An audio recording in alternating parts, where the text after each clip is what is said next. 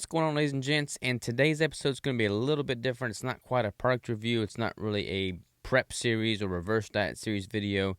It's just a little talk and discussion on exogenous ketones, because I've gotten a lot of questions about exogenous ketones, specifically as it relates to a contest prep or a reverse diet. So I kind of want to talk about that just for a moment. Basically, exogenous ketones as it relates to performance. So quick little overview. Exogenous ketones have been on the market for quite some time now. There's several different brands. There's several different types.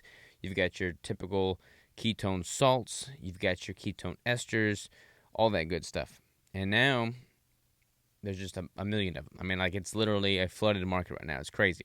But there's a lot of confusion as to when and why you would want to consume this.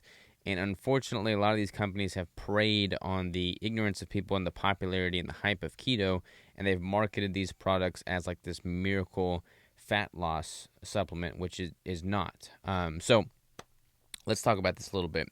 First of all, I've got two examples here. I've got Ultra Human brand Keto MCTs, and I actually really like Ultra Human brand. This is a BHB ketone salt supplement.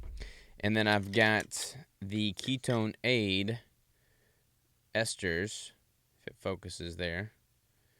And this is a ketone ester exogenous supplement. So, first of all, you've got endogenous ketones, basically, which your body produces as it metabolizes and mobilizes fat stored in the body. So you burn through that adipose tissue, your body produces ketones. Those ketones can cross the blood-brain barrier and be used as energy by both the body and the brain. That's a good thing. That's what we all want and produce on the ketogenic diet. You can produce that endogenously, meaning internally. If you've got your diet well formulated, you're in a caloric deficit, you're in the absence of carbohydrates, etc., etc., etc.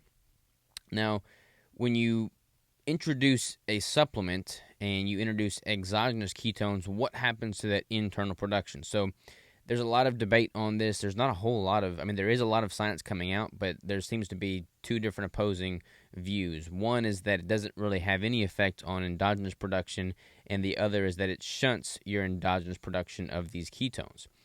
I'm kind of the latter mentality, in that if you're providing your body with an exogenous supplement, your body has less need to produce it internally. Think of it in the context of anabolic steroids. Like if you're taking in a bunch of steroids, if you're injecting performance-enhancing drugs, then your body's own natural production of testosterone is going to decrease because your body has an ample supply of it coming in. Your body's smart. It regulates things. If you're taking in a bunch of steroids, then you're not going to need to produce as much testosterone. My theory is that the same is true with ketones. If you're endogenously supplementing with a lot of ketones, your body's going to have less need to produce them endogenously. So that said, I don't really recommend supplementing with exogenous ketones when your primary goal is fat loss. Like when I'm in a contest prep and I'm trying to lose as much fat as efficiently as possible, the last thing I'm supplementing with is exogenous ketones. Now, there's a lot of exogenous ketone supplement companies that say, hey, look, you're going to have higher activity output, you're going to have more caloric expenditure, it's going to offset that because you're going to have more energy from these ketone salts. I don't really buy into that. I feel like that's just a marketing technique. There's no way that the supplement is going to have such an offsetting effect on the amount of energy you're expending that it's going to basically offset that inability to produce the endogenous ketones as effectively as it would had you not supplemented them. It sounded kind of confusing, all this endogenous, exogenous talk. So I don't ever recommend ketone salts or supplements when your primary goal is fat loss. Now, a couple caveats here. Exogenous ketone salts are bound with minerals. So basically, there's so many different companies, so many different brands of exogenous ketones, but they all basically use the underlying same ketone salt. It's the Go BHB brand ketone salts. And they'll put a different sticker on there, they'll put a different label on there. The difference is in what the ratio is of like the potassium to the sodium to the calcium to how they're formulating what all the added stuff is. But the actual ketone amount and the ketone salt itself is pretty much the same across the board amongst the different companies. It's all the Go BHB brand ketone. So look at that. That's going to kind of pretty much batch most of that into the same thing. So basically, you're going to look at all the other stuff that's in these to see if you like it or not. But keep in mind that it is always bound with a mineral. So looking at this one specifically, you've got magnesium in one scoop. You have 215 milligrams magnesium. You've got 450 milligrams calcium, and you've got 60 milligrams potassium, 430 milligrams sodium beta hydroxybutyrate. So you can't really take these and not take into consideration what's happening with your electrolyte load, because this is going to be a pretty hefty dose of electrolytes. So like if you're tracking your sodium, if you're tracking your potassium, if you're trying to minimize muscle cramps or headaches or whatever, you're supplementing potassium to minimize the keto flu symptoms, take into account what electrolyte load you're getting from these ketone salts. Now, on the opposite end of the spectrum, you have these ketone esters, which are not necessarily bound with a mineral. So the ingredients on this are D-beta hydroxybutyrate ester, water, allulose, L-taurine, organic stevia, natural flavors, potassium sorbate for freshness. So you're not really getting near the mineral load with the esters. And the esters are significantly more powerful than the salts. Generally speaking, if I have a scoop of the salts, my ketones will bump up by 0.5, maybe 1 millimolar. If I have 20 millimeters of the ester, it's going to jump up 1 to 1.5 millimolar. If I have more, like if I have 30 or 60 milliliters, I think the serving size for this is 60 milliliters. My ketones would jump up probably 2 to 2.5 millimolar. Again, if your primary goal is fat loss, I don't recommend either of these. The main point of this whole video is that I think I have found where I would deem exogenous ketones applicable, and this is where that is.